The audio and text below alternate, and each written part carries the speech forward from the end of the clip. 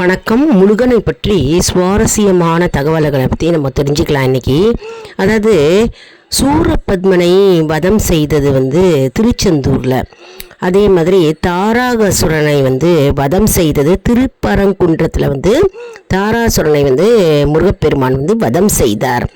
மற்றும் இந்த இருவரின் சகோதரனான சிங்கமுகாசுரனை போரூர், அதாவது போரூரில் முருகப்பெருமான் வதம் செய்திருக்கிறார்.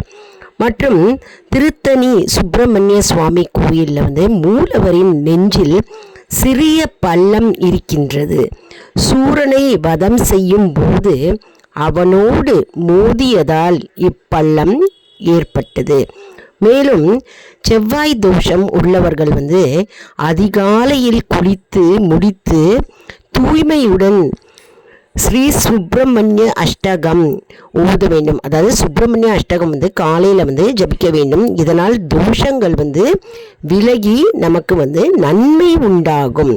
மற்றும் முருகப்பெருமானின் வலப்புறம் உள்ள 6 கரங்களில் அபயகரம், கோழிக்கொடி, வச்சிரம், அங்குசம், அம்பு, வேல் என்ற 6 ஆயுதங்களும் இடப்புறம் உள்ள 6 கரங்களில் வரமளிக்கும் கை, தாமரை, மணி, மழு, தண்டாயுதம், வில் போன்றவையும் இருக்குங்க.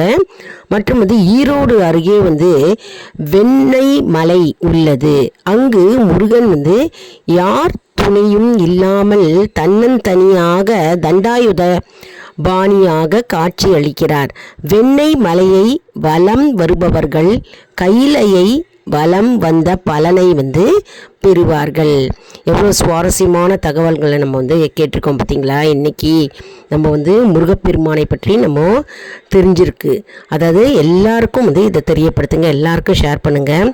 மற்றும் முருகப்பெருமான் இறைப்பணி செல்பவர்கள் யாரெல்லாம் பார்க்கலாமா. அதாவது அகத்தியர், அருணகிரிநாதர், ஔவையார், பாம்பன் சுவாமிகள் மற்றும் அப்பர் அடிகளார், இவரெல்லாம் இறைப்பணி செல்பவர்கள், இறைப்பணி செய்பவர்கள்.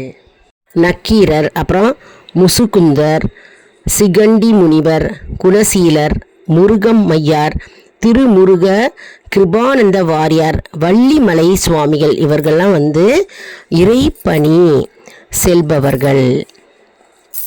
ஸோ யாரெல்லாம் திருச்செந்தூர் போனீங்கன்னாக்க அவங்கெல்லாம் சூரபத்மனை வதம் செய்த இடம் தான் திருச்செந்தூருங்க. அதனால் திருச்செந்தூர் போனீங்கன்னா முருகப்பெருமான் அந்த இடத்துல தான் சூரபத்மனை வதம்